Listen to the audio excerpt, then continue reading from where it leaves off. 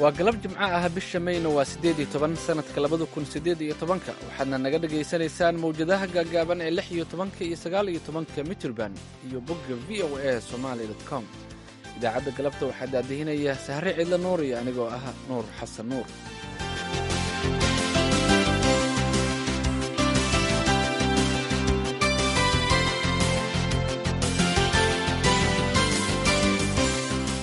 qodobada aad ku maqli doontaan idaacaddayada galabnimo waxaa ka mid ah barnaamijkii faaqidaadda toddobaadka oo maanta ku saabsan xaaladda siyaasadeed dhaqaale iyo amni ee gobolka soomaalida ee dalka Itoobiya.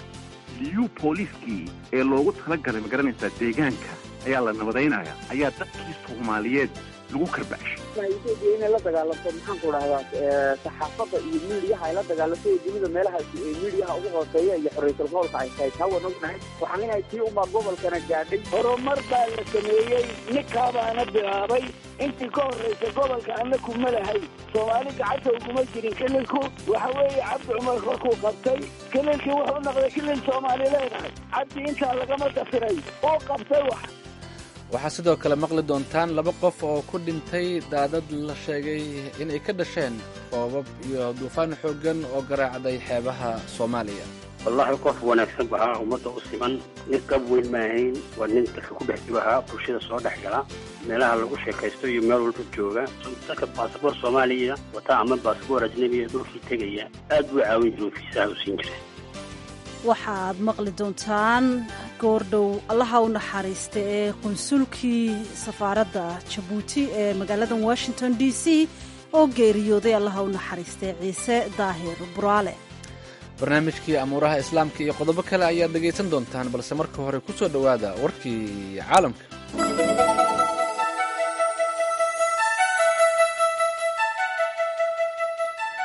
xogayaha guud ee isbahaysiga NATO Jens Stoltenberg ayaa shalay aqalka cad ee magaaladan Washington kula kulmay madaxweynaha Mareykanka Donald Trump xilli uu jiro is-afgarwaa u dhexeeya Mareykanka iyo xulafadiisa Yurub.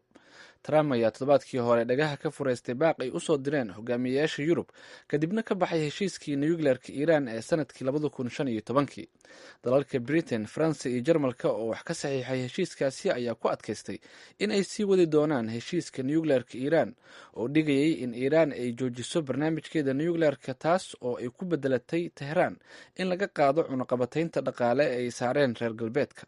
madaxweyne Trump ayaa kulankiisii shalay waxa uu ku ammaanay madaxa NATO Stoltenberg dadaalada uu ku riixayo sidii dalalka xubnaha ka ah isbahaysiga ay u bixin lahaayeen qaaraanka ay ku dhisan tahay miisaaniyadda difaaca NATO. dalalka xubnaha ka ah NATO ayaa waxaa laga rabaa in dakhliga soo gala ay ka bixiyaan 2% si loogu kabo miisaaniyadda difaaca ururkani. NATO waxa ay sheegtay in kaliya dalalka Greega, Estonia, Britain, Poland, Romania iyo Mareykanka ay bixiyaan qaaraankaasi marka la barbar dhigo 28 wadan ee xubnaha ka ah isbahaysigani. madaxa xuquuqda aadanaha qaramada midoobay ayaa ku eedeeyey Israa'iil in ay ku gaftay xuquuqda aadanaha. Saciid Raacad Al-Xuseen ayaa maanta waxa uu kulan gaar ah oo golaha ammaanka qaybta xuquuqda aadanuhu ay lahaayeen wuxuu ka sheegay in xaaladda dhulka Falastiiniyiintu ay sii xumaanaysa islamarkaana dad gaadhaya ku dhowaad 2 milyan oo qof oo ku nool marinka Gaza ay ku jiraan xabsi islamarkaana marka ay dhashaan ilaa inta ay dhimanayaan ay halkaasi ku jiraan. kulankan qaramada midoobay ee gaarka ayaa la filayaa in lagu aasaaso guddi soo baadha rabshadaha ka dhasha xadka Gaza ee toddobaadkan ay ku dhinteen in ka badan 60 qof islamarkaana ay ku dhaawacmeen 2700 oo qof dadka badan. safiirka Israa'iil u fadhiya golaha xuquuqda aadanaha ee qaramada midoobay ayaa guddiga u sheegay in baaritaan lagu sameeyo rabshadaha Gaza ka socda aanay waxba ka bedeli doonin xaaladda dhabta ah ee halkaasi ka taagan. dibadbaxyada dhowaanahanba ka socday marinka Gaza ayaa ka sii daray markii maalintii Isniintii ee toddobaadkan Mareykanku safaarad ka furtay magaalada Qudus. madaxweynaha Mareykanka Donald Trump ayaa sheegay in uu qiyaasayo in wadanka Kuuriyada Waqooyi uu noqon doono wadan barwaaqo ah islamarkaana qoyska talada haya ee reer Kim ay awoodda sii hayn doonaan haddii ay Pyongyang aqbasho in ay baabi'iso barnaamijkeeda nukleerka. laakiin Trump ayaa ka digay in Kuuriyada Waqooyi uu noqon doono dal burburay haddii madaxweyne Kim Jong Un uu ogolaan waayo heshiiska loo soo bandhigay. hadal uu soo saaray khamiistii ayuu Trump ku sheegay in isbeddelka kuuriyada waqooyi ee kulanka labada madaxweyne uu saameyn ku yeeshay kulan dhex maray madaxweynayaasha kuuriyada waqooyi Kim Jong Un iyo madaxweynaha Shiinaha Xi Jinping. isaga oo barbar fadhiya xogayaha guud ee isbahaysiga NATO oo booqasho ku jooga Maraykanka ayuu Trump sheegay in haddii kulanka loo qorsheeyey inuu Singapore ku dhex maro 12 Juun isaga iyo Kim uu burburo uu Maraykanka u weecan doono qorshahooda labaad.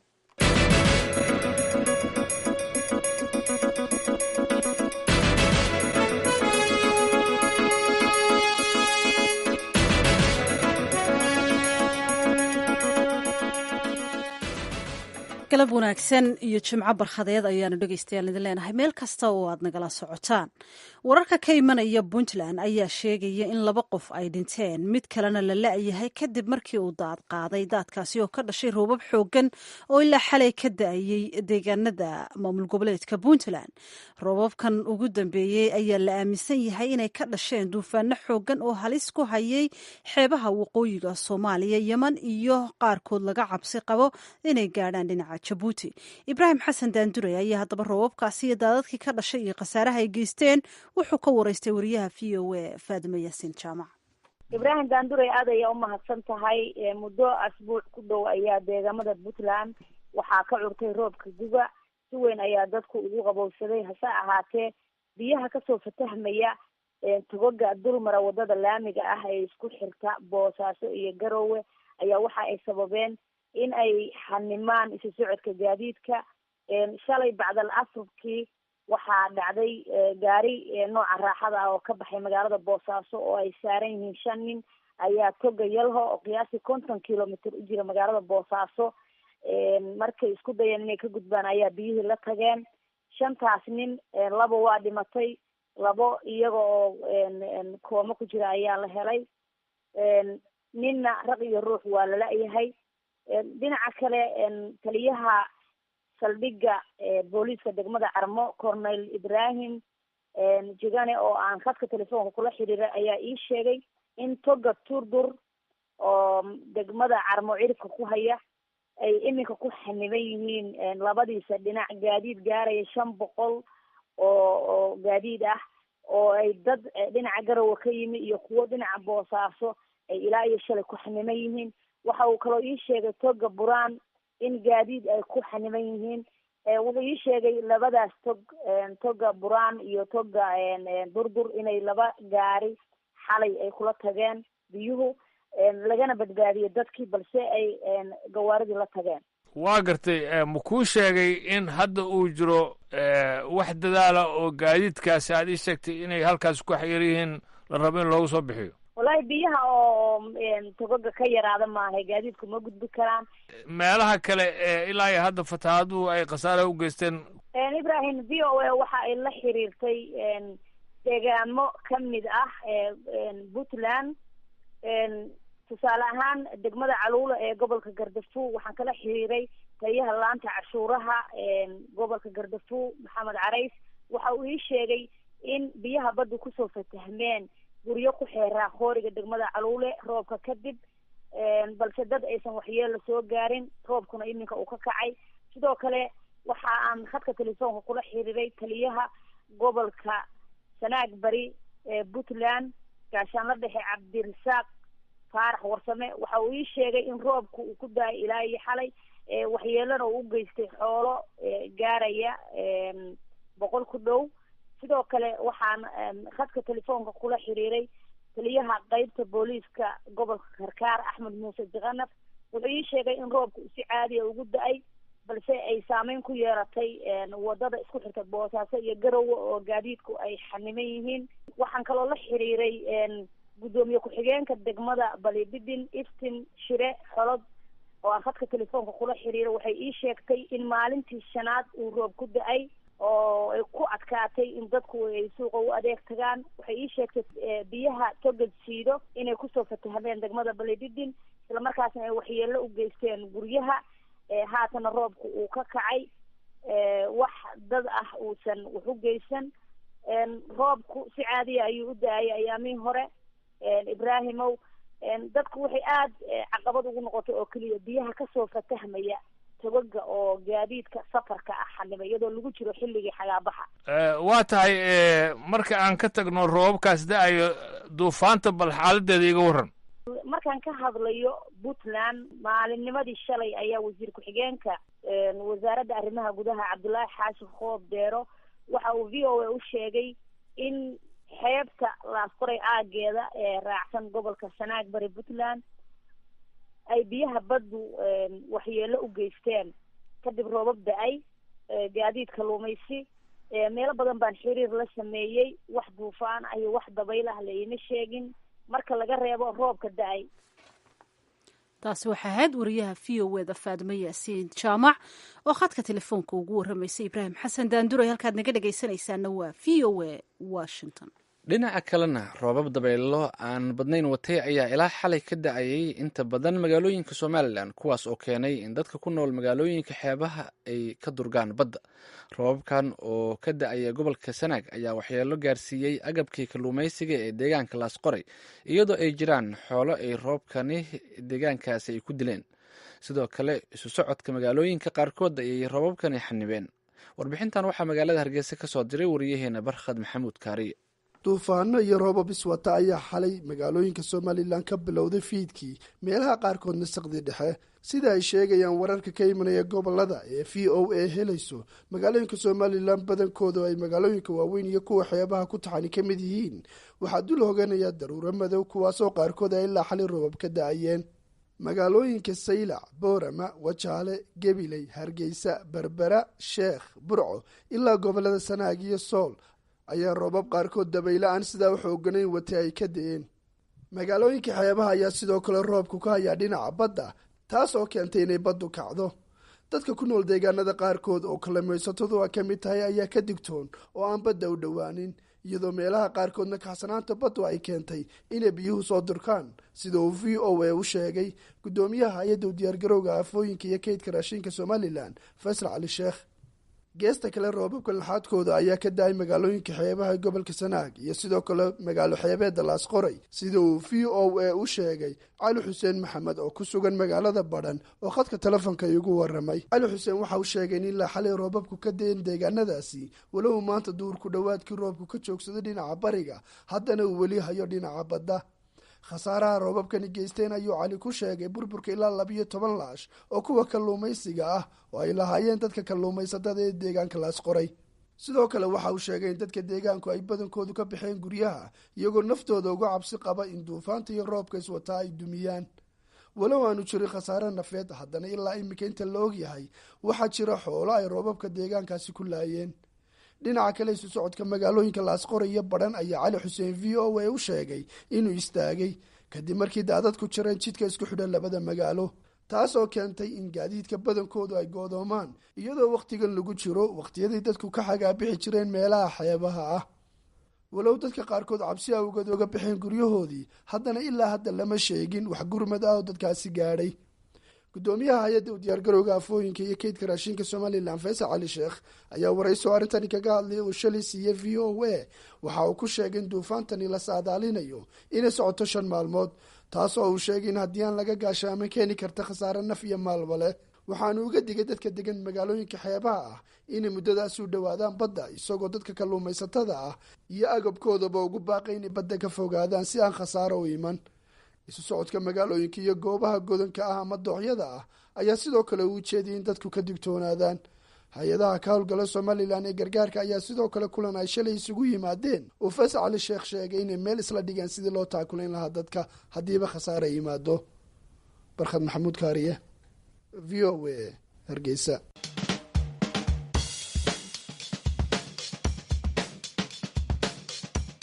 aroor walba ku waabarisa idaacadda subaxnimo ee v o a mawjadaha gaaggaaban ee 16 iyo 19 mitirban, warar sugan iyo warbixinno xiise le ka dhegaysa v o a maalin walba 6:00 subaxnimo.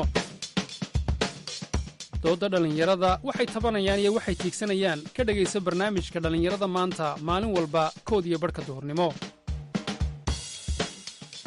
wararkiiyo warbixinnada siyaasadda, dhaqaalaha iyo ciyaaraha kala soco idaacadda galabnimo ee v o a, xog xaqiiqada ku salaysan iyo barnaamijyo xula ka dhegaysa v o a maalin walba 4 galabnimo.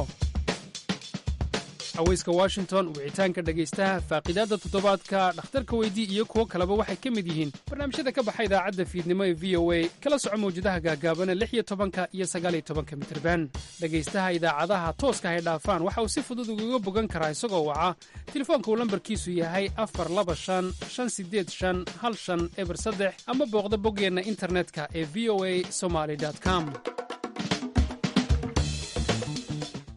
waa hagaag haatanna aynu ku soo wada dhowaano amaba waxaa hawada ku soo jira barnaamijkii faaqidaadda toddobaadka. maxamed colaad xasan ayaa soo diyaariyey.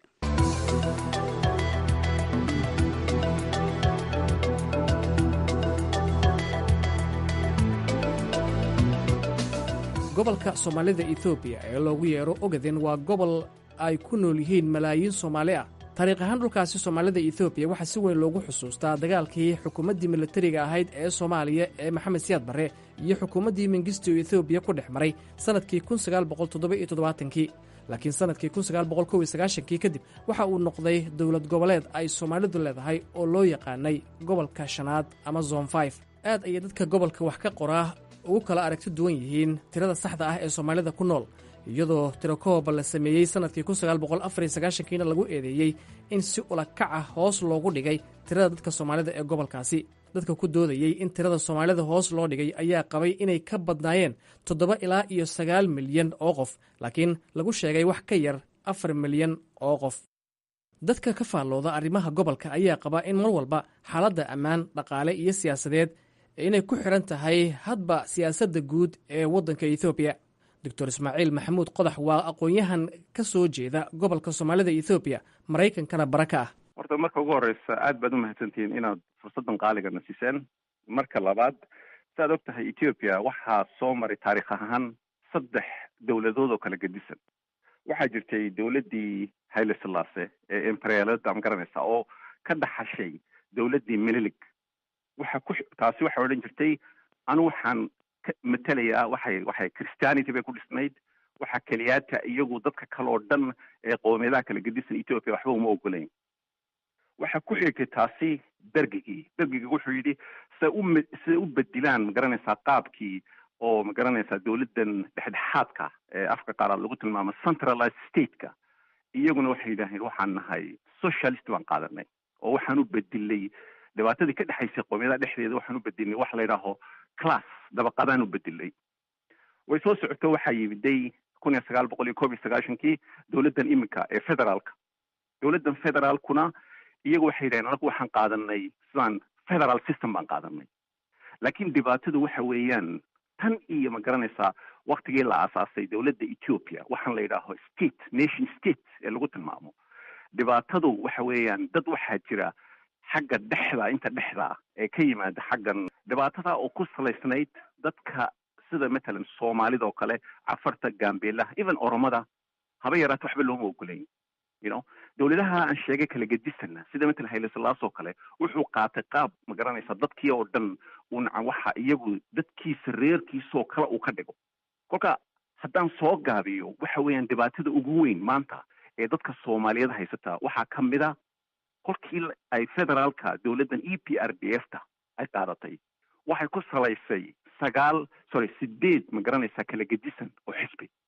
4 waxay yihiin 4 iminka maamusha ee sida amxaarada, oromada, qoladan kale tigreega iyo kuwan la yidhaha southka la isku yidhaaho. 4 kale soo raacda waa soomaalida, gaambeelaha, cafarta iyo benishangul baa la yidhaha. 4 waxay nagu tilmaamaan wax af amxaarika lagu tilmaamo agaar waxay ka dhigan tahay xisbigan guudka annaku wax awooda kuma lihiin. iminka maalintii dhaweyd ee abi la doortay haba yaraatee wax aan dad ku leenahay oo na matalaya ma jiro. kolka waxaan uga socdaa waxa weeyaan taariikhda etoobiya kolkaad eegtid waxaan agaarka la yidhaahiyo dowladihii kala gedisnaa kol kasti dowladooda siday dadkan ma garanaysaa siduu awooddu ayuna gacantooda uga bixin intan ma garanaysaa adiis iyo intaa guudka ka timiday ayaa dadkan kale kala gedisana la cadaadin jiray. sartu xaggaasay ka qursan tahay, dhibaatada weynba xaggaasay ka timid. aragti la midatan doctor ismaaciil waxaa qaba axmed maxamed axmed bidhic oo isna ka soo jeeda gobolka kana faallooda siyaasadda bariga afrika. qadka taleefonka ee nairobi ayuu iigu warramay.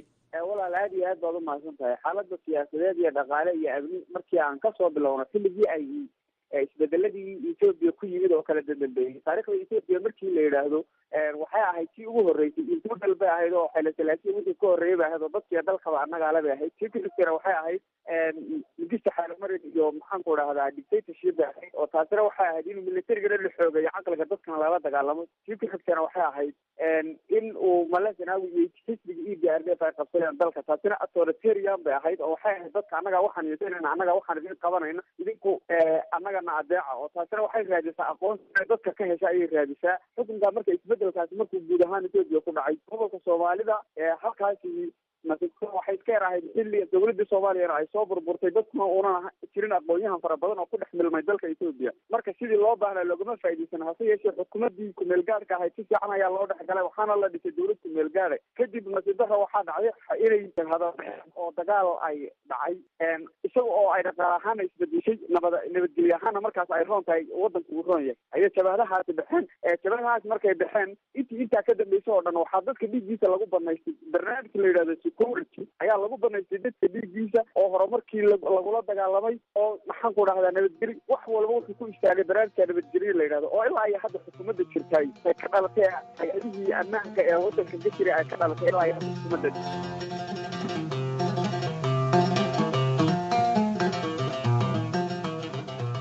marka laga soo tago siyaasadda guud ee dowladda federaalka Ethiopia ee ku wajahan gobollada federaalka, waxaa gobolka Soomaalida si weyn uga jira caburin iyo dhibaatooyin ay shacabku tabanayaan. bilihii u dambeeyna waxaa si joogta ah idaacaddan VOA-da ula soo xiriirayay dad ka soo jeeda gobolka oo ka cabanaya cadaalad darro ay sheegeen in lagu hayo. cabashooyinka VOA-da soo gaarayay badankood waxay dadku ka tirsanayaan ciidamada booliiska gaarka ah ee dowlad deegaanka ee loo yaqaano Liu Police oo gobolkaasi laga aasaasay sanadkii 2007 xilligaa oo kacdoonkii jabhadda ONLF ee ka dhanka ahaa Ethiopia uu meel sare gaaray. meelo uu ka mid yahay gobolka City waxaa maalmihii u dambeeyey ka jiray rabshado iyo kacdoon ay dadku kaga cabanayaan ciidamadan. aadan allaale waa siyaasi ka soo jeeda gobolka. qadka taleefanka ee gobolkaasi City ayaan kula xiriiray. guud ahaan waxaan kaala hadlay gobolka waxa ka socda gobolka City. dhibaatada weyn marka ay soo food saartay waxay noqotay markii la keenay waxaan la yiraahdo dib u curasho. markaa dib u curashadii waxay noqotay in dadkii aagde laga qaado oo meelo kale la geeyo, dad aan meesha u dalan oon la xisaabtami karayna la keeno meesha. marka dadkii meesha la keenay kuwayagii meelaha kale la geeyeyna waa la eriyey intii badnayd. dhowr qof baa meelaha ka shaqaysa. kuwii halkan anaga walaalahii halkana noo keenayna dee kuma ganacsaninoo waxay noqdeen inama yaroo jeebkooda u shaqaysanaya oo dee berito nin kastiba wuxuun iska boobo wuxuun iska qaadale oo saldhigta u weynay gobolkan City ka dhacday waa taa. marka aan ka eegno dhinaca sharciga dastuurka Ethiopia wuxuu dhigayaa degmo kasti waxa dadkeega doorasho dhacaya.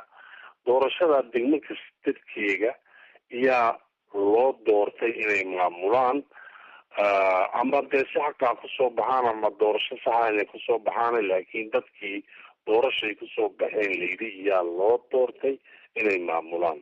marka sharcigaasna sida dhabta ah waa sharci dee Ethiopia oo dhan ka dhexeeya oo saxa. dee ninkii beritoole markuu dhamaysto muddadii loo doortay waa lala xisaabtami karaa oo waxaa la odhanay waxaabaad qabatay waxaabaad xumaysay. waxa loo keenay doorashada waa taa horta. dad aan la dooran oo wadankiina garanayn oo meel kale ka yimiday hadday kugu degaan dee dhibta iminka dhacday baa dhacaysa.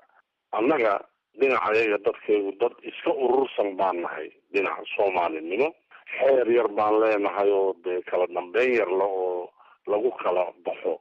dee waxay noqotay xeerkayagii iyo dhaqankayagii inaga noo gaar ahaana dad burburinaya ayaa meesha yimid. horta dhibta gobolka City ka dhacday waa taa. annagu haddaan gobolka City nahay intuu Cabdi Cumar yimiday dib waxaan ahayn beesmaan arag. dad annaga naga mid oo aada u tiro badan yaa cafarta lagu daray. sharci daraa loogu daray. laba rijin hadday isqabtaan oo ay isku qabtaan dhul waa inagii ogaayay baabilay iyo wixii ka dhacay. doorashaa dhacda. xilliga doorashada dadku meeshay doonayaan bay maraan.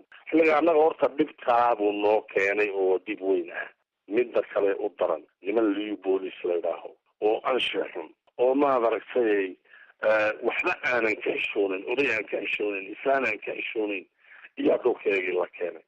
gabadh la kubsado, hanti la boobo, maqaaxi la galo la cuno oo la idhaaho waan ku siin doonaa oo layska cuno markay gaadho 40,000 60,000 la idhaaho. war wax aan aragnay maaha, mid la arkay maaha. warbaahinta madaxa bannaan, kormeerayaasha caalamiga ah iyo hay-adaha xuquuqda aadanaha u dooda midna galaangal uma laha ogaanshaha xaqiiqda dhabta ah ee ka jirta gobolka iyo tacadiyada ay geystaan ciidankan ay dadku ka cabanayaan.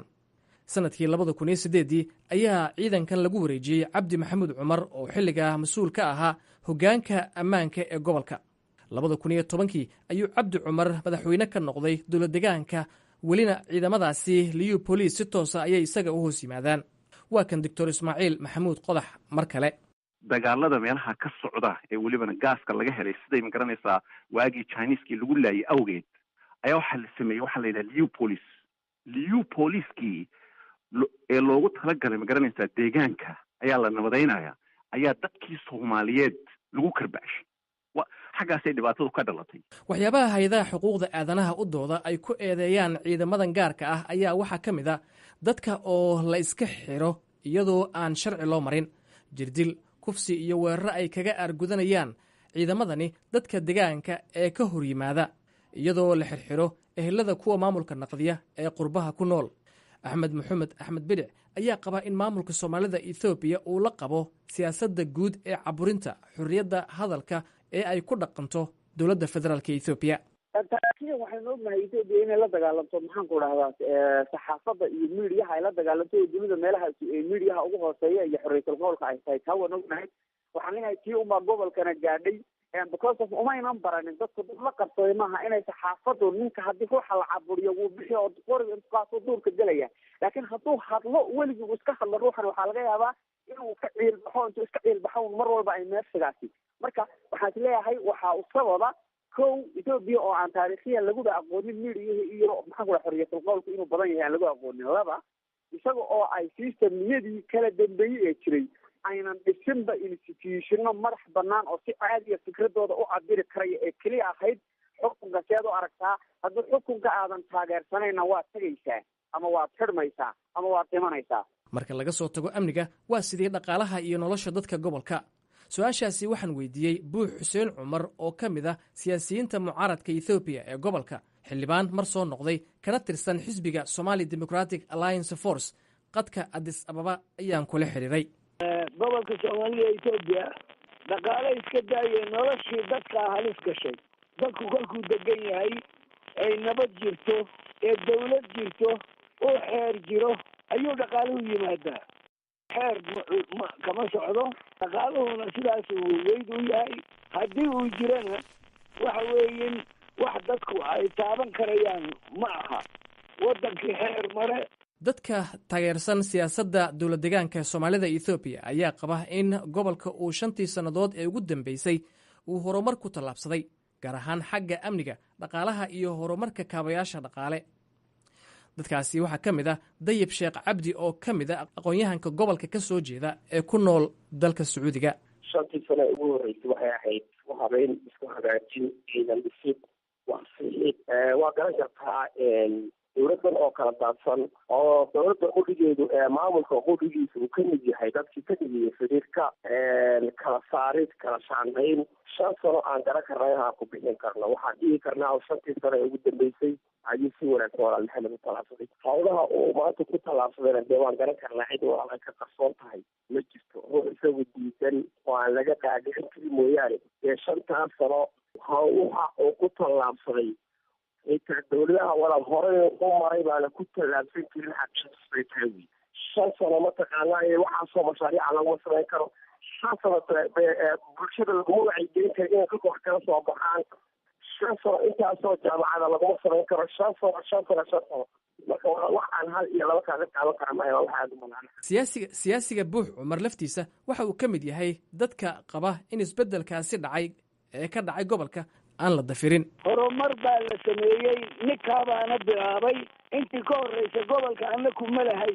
annagu ma xakumayn rag tigree u dhashay oo tii beelaf la yidhaahbaa xakumayay annagana dibaddaana naga dhigay xoog baana noo sheegtay waana naga adkaaday kolka iyagaa xakumayay 15 sano 15 sano waxaa la bedelay 13 madaxweyne oo Soomaaliya laga caydiyay kililka waxa weeye maxay ka dhigan tahay kolkaas 15 u qaybiso 13 nin ninkiiba sanad buu hayay ka dhigan tahay ama 6 bilood buu hayay ka dhigan tahay maxay taasi ku dhacday waxa weeye dadkaas oo la malaynayo soco calanka ka go xidigta Soomaalida calanka go kama goynayo Soomaali baan ka bax meesha ori waxa weeye kitaabka quraanka ayaa ku sawiran calankiina ma ka goyn mise ka goyn mayso ka goyn maayo soco waxa weeye dadka ay tooradu ka soo jeedaaye dila ma dilayo soco sidaa waa socotay 15 sanadood Soomaali gacanta uguma jirin kililku Soomaalina kama shaqaynaynin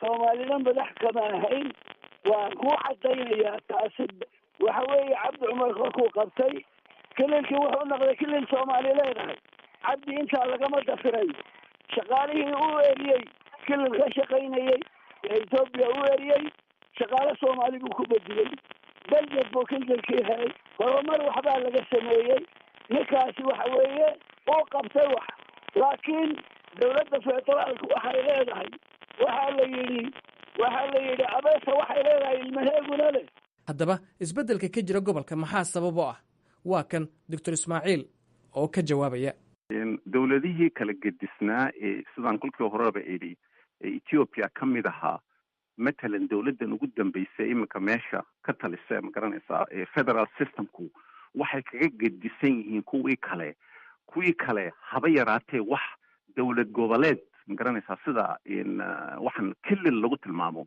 umay ogoleyn ma garanaysaa talabaadna isbedel weyn ayaa guud ahaan Ethiopia oo dhan ka dhacay xagga dhaqaalaha maaha wax u gaara uun xagga ma garanaysaa kililka Soomaalida kolkaa guud ahaan Ethiopia oo dhan sanadkii kastaba Ethiopia waxaa lagu tilmaamayay dhaqaalahoogu si xawli u socday maaragtay intan dambe ee 3 sanadood ugu dambeysay kacdoonkan ma garanaysaa siiba xagga qoladan Cairo uu kacay maahayn intaa ka hor waxay ahayd wax Ethiopia oo dhan wala gaadhay kolkaa ma oran karo ma garanaysaa dawlad deegaankaa sameeyay sidoo kale su-aasha la xiriirta isbeddelkaasi ka dhacay gobolka Soomaalida Ethiopia waxaa ka jawaabay Axmed Maxamed Axmed Bidix oo ka faallooda arrimaha gobolka waa kolay waa dhici kartaa dadku inay meelo badan wax ka fiirinayaan waxaa jirtay markii ugu horreysay isbeddel wuu jiraa oo isbeddel dhaqaale iyo isbeddel maxaan ku dhahdaa dadku way dhacday isbeddelka dhaqaalahan ki leeyahay oo noloshu waxyaabaha qaarkood way isbedeleen sababtuna waxa weeye si guud Ethiopia oo dhan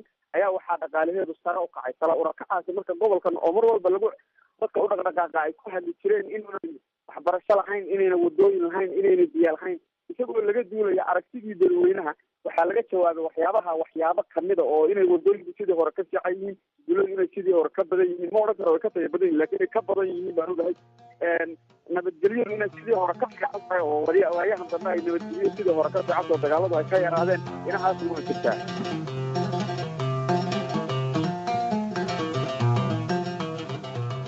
iyadoo arrimahaasi oo dhan ay gobolka ka jiraan ayaa waxaa haddana dhowaan Ethiopia ka dhacay isbeddel siyaasadeed oo ra'iisul wasaare lagu doortay Abiy Ahmed oo ah 42 jir ka soo jeeda qowmiyadda Oromada ee ugu badan dalkaasi dadkeedana lagu qiyaaso inay 3 meelood meel ka yihiin 100 milyan ee dadka reer Ethiopia Abiy Ahmed ayaa bedelay ra'iisul wasaarihii hore Ethiopia Haile Mariam Desalegn ee xisbiga EPRDF ee dalkaasi soo xukumayay tan iyo 1991 kaasoo si lama filaan isu casilay bishii February ee sanadkan haddaba Soomaalidu sidee uga faa'iideysan kartaa isbeddelkan cusub waa kan buux oo ku horumara isbeddelka iminka socda waxa weeyeen isbeddel weli Soomaali gaadhay maaha waxay ku xidhan tahay isbeddelka wuxuu ku xidhan yahay aragtida ummadda Soomaali ay ka qabto horumarkeeda iyo sida ay ugu halganto ayuu ku xidhan yahay siyaasiga aadan allaale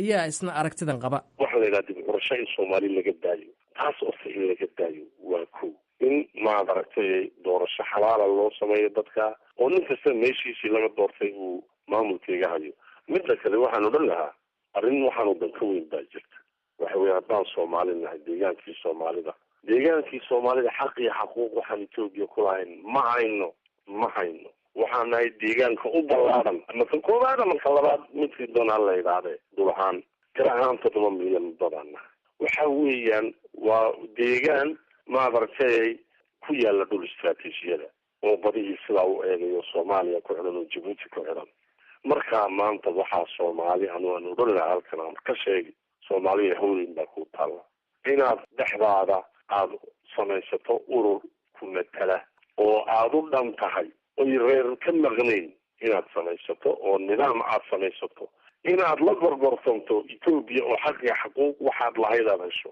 iminka maalin dhaweyto 43 wasiir ku-xigeen iyo darajada waaweyn buu leeyay wasaaruhu magacaabay maalin saddexaad 43 la magacaabay 3 Soomaaliya ku jirtay baleeg walaalkayo wasiiradii la magacaabay laba ku jirta waxa weeyaan xaq iyo xaquuqdeedii Ethiopia taayno ninka Ethiopian wuxuu wax ku siin adigu marka aad jirtideed waxaaga aad doonayso ma jirno maanta ma jirno war waxa la yarahan isku nimaadno waxaan samaysan urur naanfacan samaysano Ethiopia xaq iyo xaquuq waxaan u lahayn han maaragtay la xisaabtan kaabaan maanta u baahannahay inaan ka qayb qaadano diib sheekh cabdi maxay isagu la tahay marka mid iyada waa laba oo arrimood ayaa looga mid noqon karaa walaal laba arrimood mid looga noqon karaa maamulka dowladyaanka ka jira ugu horeeya xisbigeena ama madaxweyne cabdi maxamed cumar inay ka go-naato sida uu mataqaanay dowladda cusub ama isbedelka cusub ee ku shaqeynaya maajidka EPRDF sidii uula jaanqaadi lahaa ka siyaasad ahaan iyo kareey ahaan iyo gorgortan ahaanba uula jaanqaadi lahaa waa mid horta maamulka ku xidhan tan labaadna waa mid shacabka ku xidhan dowladyaanka soomaalida Ethiopia ma aha oo shacabka markaa leeyahay shacabka xisbiga taageersan shacabka dowladyaanka jooga war muwaadin walba oo u dhashay maanta mataqaanay dowladyaanka soomaalida Ethiopia magacyo fara badan la baxay magac kin iyo jaan la baxay heblaayo iyo cunto la baxay wuxuu doonaa la baxo maanta waxa weeye jaanis labaad baynu haysanaa oran karaa shalay waqtigii ay EPRDF waddanka soo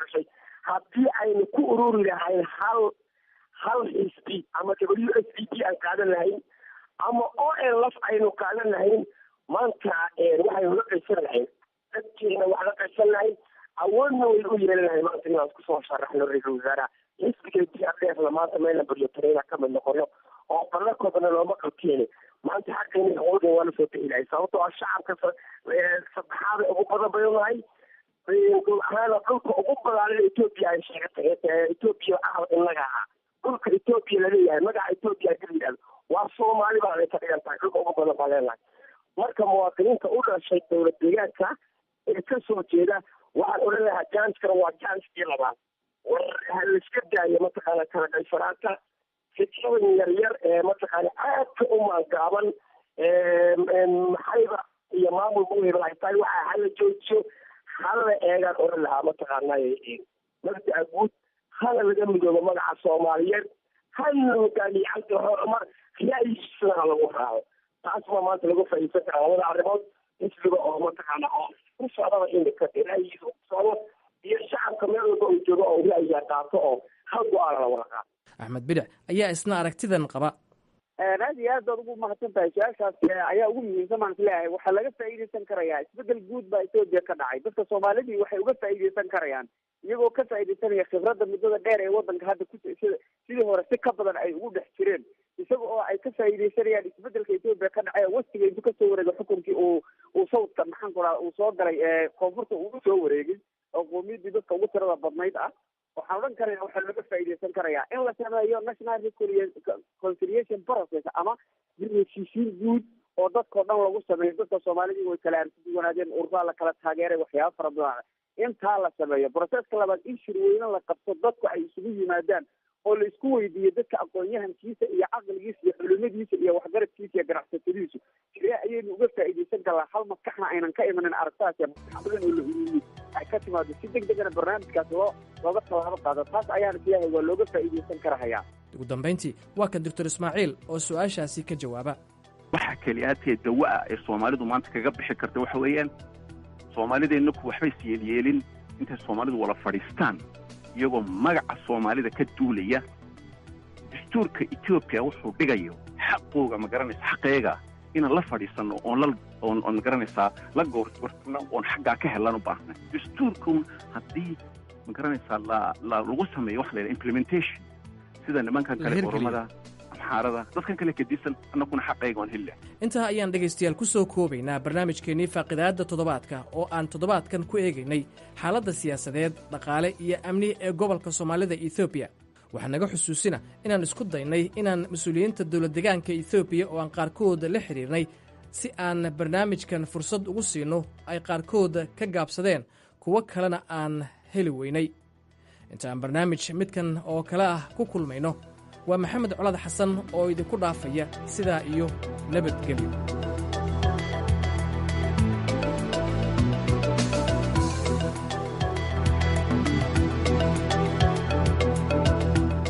aad iyo aad ayuu u mahadsan yahay maxamed colaad xasan oo inala socodsiinayay soona diyaariyey barnaamijka faaqidaadda toddobaadka. halka aad kala socoteena dhegeystayaal waa v o a.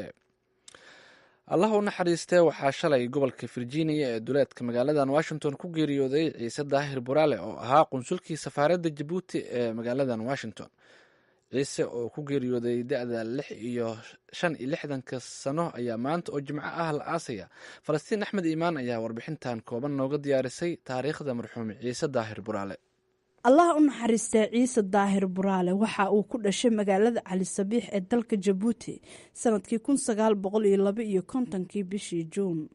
ciise waxa uu ahaa qunsulkii jabuuti u fadhiyey magaaladan washington isagoo u qaabilsanaa qeybta siyaasadda iyo ganacsiga. waxa uu si dhow ula soo shaqeeyey koongareeska dalka maraykanka, wasaaradda arrimaha dibadda maraykanka, safiirada afrika iyo carabta ee washington.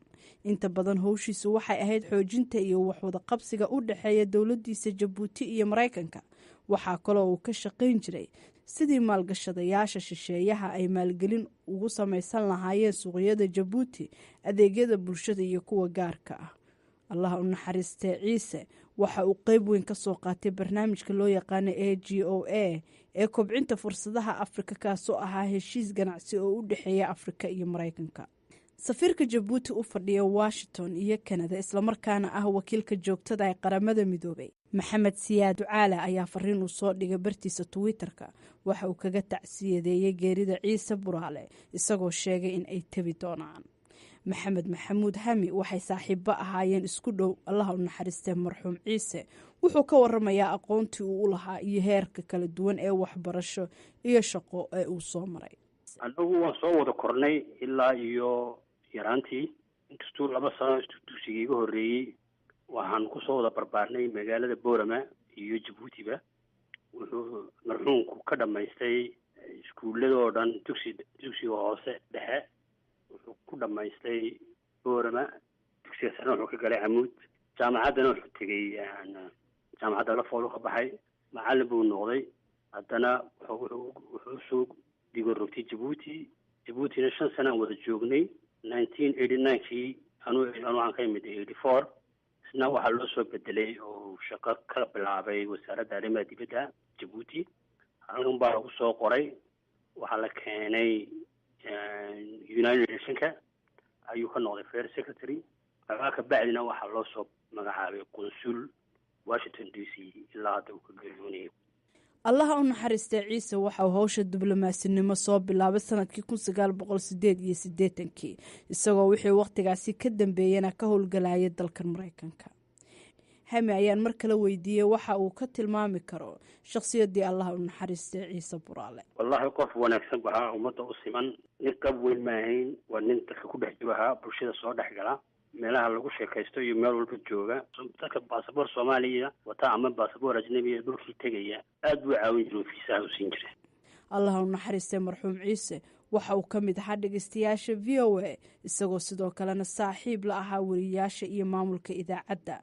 waxa uu had iyo jeer talooyin iyo fakarba ka bixin jiray barnaamijyada kala duwan ee idaacaddu baahiso marka magaalada uu kula kulmo.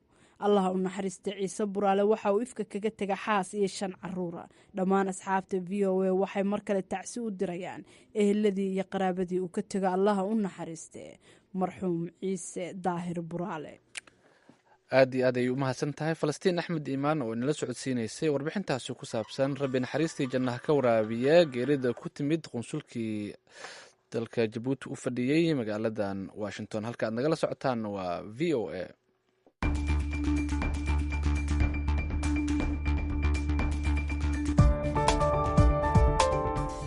barnaamijka cusub ee galka baadhista ka dhegaysa idaacadda v o a bishiiba 2 jeer. galka baarista waa barnaamij si qoto dheer u baaraya dhacdooyinka kaa qarsoon ama aad ka boganin.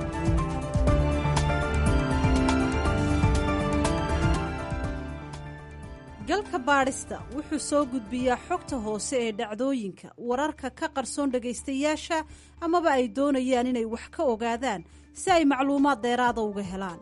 haddaba ha moogaanin barnaamijka galka baarista oo bishiiba 2 jeer ka baxa laanta afka soomaaliga ee v o a. haddii uu ku dhaafo barnaamijka galka baadhista waxaad ka heli kartaa bogga internetka ee v o a somali.com.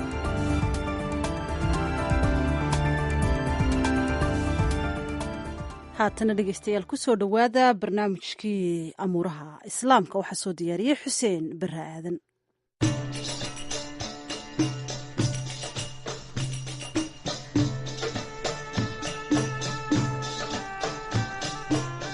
kulanti wacan oo wanaagsan dhegaystayaal kuna soo dhowaada barnaamijkii amuuraha islaamka. muslimiinta dunida ayaa ku guda jira bisha barakaysan ee ramadaan. haddaba muxuu yahay fadliga bisha ramadaan iyo faa'iidada soonka?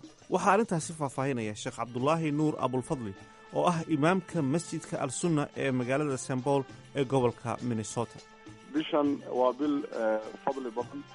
ilaahina subxaanahu wa tacaala hibooyinka uu siinayo addoommadiisa mu'miniinta ah waxyaabaha ugu horeey ka mid tahay. bishan waa bil waajibku ah dadka muslimiinta ah inay soomaan. fadaa'il badan bay leedahay bisha. fadaa'isheeda runtii waxaa kaaga filan inay tahay bishii ilaahay uu doortay, uu ka doortay 12 bilood. bishii uu ka doortay weeye, waa bishii ilaahay qur-aanka uu soo dejiyey. waxaa la rabaa dadka marka muslimiinta ah in ay ka faa'iidaystaan fursadan oo runtii qofku ilaahay soo haleeshiyey, ilaahay uu la doonay wax weyn uu la doonay alla subxaanahu watacaala khayr ah. waa bil marka ay dhalato albaabada jannada la furo, albaabada naartana la xiro, shayaadiinta maaragtay la yareeyo oo la xirxiro, lagama hela bilaha kale. waa marka fadli dheeraada oo ay leedahay bishaan weeye. marka fadaa'il fara badan oo runtii maaragtay aysan lahayn bilaha kale ayay leedahay bishan. ilaahayna wuxuu leeyahay subxaanahu watacaala xadiis alqudsi ah, bini aadamka acmaasha ay sameeyaan oo dhan ajirkeeda waa la garanayaa, waa loo labalaabaya maaragtay 700 adcaafan baa loo lalaabaya. laakiin soonka ilaahay wuxuu yidhi subxaanahu watacaala ila asiyaam fa inahu lii wa ana ajzi bihi. soonka anaa iskale, anana ka abaalmarinayo. bimacnaa waxa weeyaan waxa laga helayo oo fadli ah soonka iyo ajirka laga helayo waa wax ilaahay subxaanahu watacaala uu la khaas noqday. soonka ayay khubarada caafimaadku tilmaamayaan in uu leeyahay faa'iido badan. hase ahaatee maadaama oo lagu jiro maalmihii u horreeyey ee ramadaan, maxay tahay cuntada ugu fiican ee lagu afuri karo? sideese looga badbaadi karaa isbeddelka jadwalka cuntada? waxaa faahfaahinaya arrintaasi doctor maxamed faarax bawlo oo ku sugan magaalada nairobi. bisha ramadaan oo barakaysan barakadeeday wadataa. dadka badankoosna cuduradii hayn jiray waaba ka baxaaba ramadaanka fadligiisa awgiis. sidaa la yiri oo nabigeena noo tilmaamay, waa tii la yiri cuntada maaragtay 3 meelood ha loo qaybiyo, meel ha laga dhigo tan adag, biyo iyo dabeel. marka qofkii iska badbadiyo kulligeedba waxa waaye horta caafimaad darro bay keentaa. marka waxaad u malaysaa inuu ilaahay noo jideeyey ramadaanka si maaragtay ay maaragtay dheefshiidka bini aadamka u nasto maadaama sanad dhan wax lagu guraayey, in markaasaytu maaragtay uu xoogaa nasniino u helo. wixii nasniino helaana hadhow xoog helaa. marka waxa weeye wax ilaahay noogu nimceeyey ramadaanka. waxaanan rajaynaynaa in maaragtay caafimaad badan laga helo ramadaanka. caafimaad badan laga helo baan la hubaa. dadka noo imaada qaar cuduradoodii horeeto ka sheeganayana waa jiraan, qaar maaragtay xoogaa gaas baa igu kacay ku dhahaya waa jiraan. waxaa laakiin ku fiican waxyaalo jilicsan in lagu bilaabo, sidii uu nabigeennaba noo tilmaamay timir haddii la waayano biyo.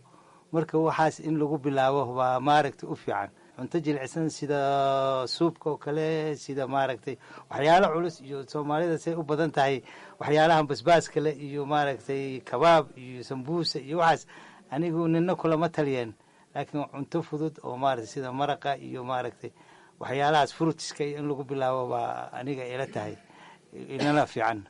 nin baa hadda kahor wuxuu yidhaahday oo bini aadamka dhan dhintay haddii lasoo nooleeyo oo la weydiiyo maxaad u dhimateen, wuxuu leeyay waxaan cunay baan u dhintay, waxaan cunay oo aan laqay baan u dhintay. marka waxa weeye waxa qofka uu cunaayo waa in ay balanced yihiin, wax isu dheeli tiran, waa in dufanka waxay ku badan yihiin la iska yareeyaa, hilibka la iska yareeyaa, oo maaragtay wax isu dheeli tiran la cunaa, maaragtay protein leh oo maaragtay protein leh oo vitamin leh oo carbohydrate leh oo maaragtay biyihii ku jiraan, wax isu dheeli tiraan markuu qofka cuno wax dhibaato ama keenayo. kolesteroolka qofka qaba soomaya kolesteroolka wuu dhacaya, laakiin waxaa shardi ah in markuu afuraayo uusan maaragtay jeex hiliba oo neef ari ah iyo soo hordhigin ama digaag iyo oo maaragtay xabaddan ay soo agdhigin oo waxaasayto uusan laqin. hadduu waxaas laqo markaasayto uu afuray waxba uma tarayso, yacni soonkii kama faa'iidayo, wixii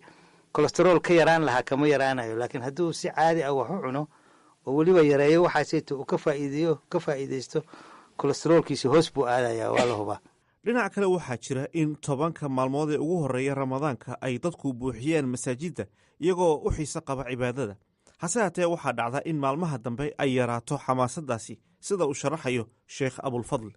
waxaa la rabaa dadka muslimiinta ah bisha ramadaan ilaahay subxaanahu watacaala 30 beri ama 29 beri in dadku ay wada dadaalaan. sida caadada ah dadka xamaasada hore iyo runtii maaragtay hamiga hore oo la hayo, dadku sida caadadu ay tahayba waa lagu dadaalaa maaragtay qiyaamka iyo maaragtay runtii. laakiin waxaa mararka qaarkood arkaysaa in dadku ay maaragtay marba mar ka dambeysa ay yara daalayaan. waxaa la rabaa dadka muslimiinta ah bishan ilaahay subxaanahu watacaala waxyaabaha u dhex dhigay waxaa kamid ah in ay ku jirto habeen ka khayr badan 1 bilood. habeenka marka 10 dambe ha lagu sheego, laakiin qofka dadaala oo maalintuu ramadaan soo galo ilaa inta uu dhammaanayo dadaalo ayay u dhowdahay qofka inuu asiibo uu helo. intaasina dhegaystayaal waxaa inoogu idil barnaamijkii amuuraha islaamka ee toddobaadkan. tan iyo kulanti dambe waxaanu idinkaga tegaynaa sidaas iyo nabadgelyo.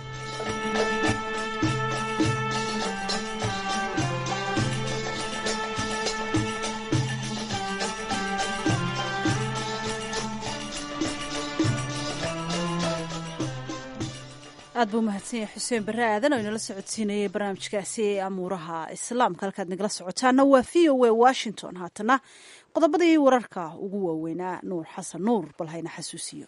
mahadsanid zahra. madaxweynaha maraykanka donald trump ayaa sheegay inuu qiyaasayo inuu wadanka kuuriyada waqooyi uu noqon doono wadan barwaaqo ah, islamarkaana qoyska talada haya ee reer kiim ay awoodda sii hayn doonaan haddii pyongyang ay aqbasho inay baabi'iso barnaamijkeeda nucleerka. laakiin trump ayaa ka digay in kuuriyada waqooyi uu noqon doono dal burburay haddii madaxweyne kim jong un uu ogolaan waayo heshiiska loo soo bandhigay.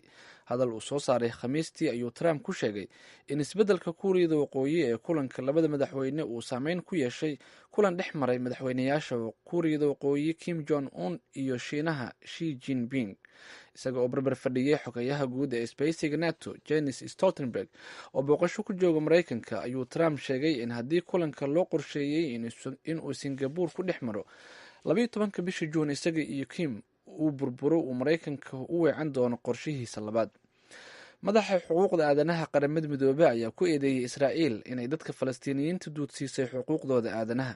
zaayid racad al xusein ayaa maanta kulanka gaarka ah ee golaha xuquuqda aadanaha qaramada midoobe ka sheegay in xaaladda dhulalka falastiiniyiinta ay sii xumaanayso, islamarkaana dadka gaaraya ku dhowaad 2 milyan ee ku nool dalkaasi gaar ahaan khaza ay ku jiraan xabsi marka ay dhashaan ilaa inta ay ka dhimanayaan. xogayaha guud ee isbahaysiga nato jenis stoltenberg ayaa shalay aqalka cad ee magaaladan washington kula kulmay madaxweynaha maraykanka donald trump xilli uu jiro is-afgaranwaa u dhexeeya maraykanka iyo xulafadiisa yurub. aad baad umahadsan tahay nuurow. dhegeystayaasha mar kale ayaanu leenahay jimco wanaagsan iyo ramadaan kariim meel kasta oo aad naga maqlaysaan. haatanna bal dhinacii qasaa'idka bisha barakaysan ee ramadaan aanu ka codsanno inuu inoo soo qabto farsamayaqaankeen رمضان بلا تايا بالخير بلايا دوي أفعل أنت هاي بالخير وجهك ربي ونبري بشارنا النبي ويدي فروقة مؤمنين تاي بالخير وجهك ربي ونبري بشارنا النبي ويدي فروقة مؤمنين تاي بالخير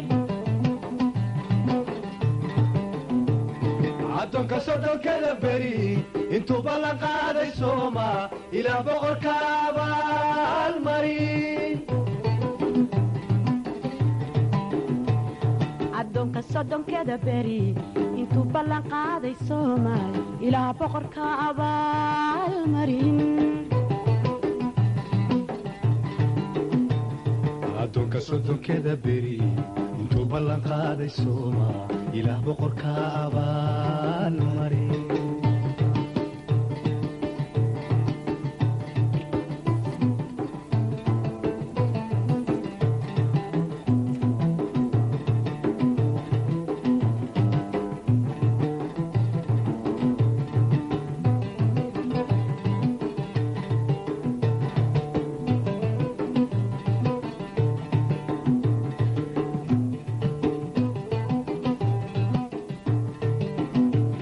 رمضان بلا تايا بالخير قربا لغو حراي إبلايس كايا بالخير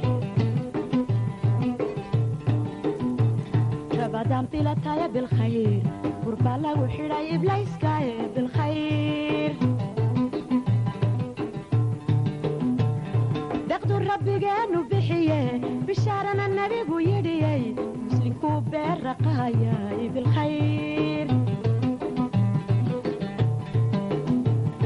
دقدو ربي جانو بحيه رسولكنا بركة يديه مسلم كوبير رقايا بالخير addoonka soddonkeda beri intuu ballan qaaday sooma ilaa boqorka abaalmarin addoonka soddonkeda beri intuu ballan qaaday soomay ilaa boqorka abaalmarin addoonka soddonkeda beri intuu ballan qaaday sooma ilaah boqorka abaalmarin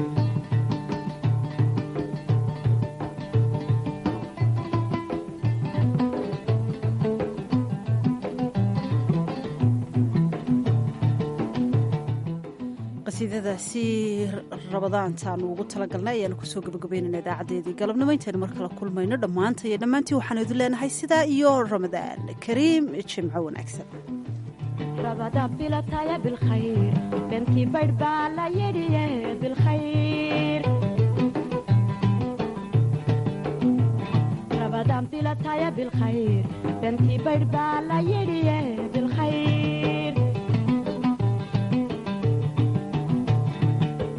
بدانا هاي السبالكو بشي اي ودا سنيني جنة لو بيرت مايا بالخير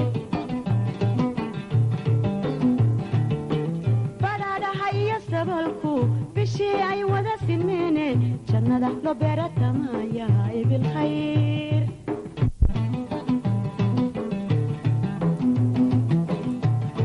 addoonka soddonkeda beri intuu ballan qaaday sooma ilaa boqorka abaalmarin addoonka soddonkeda beri intuu ballan qaaday soomay ilaa boqorka abaalmarin addoonka soddonkeda beri intuu ballan qaaday sooma ilaah boqorka abaalmarin addoonka soddonkeda beri intuu ballan qaaday. Hi, this is the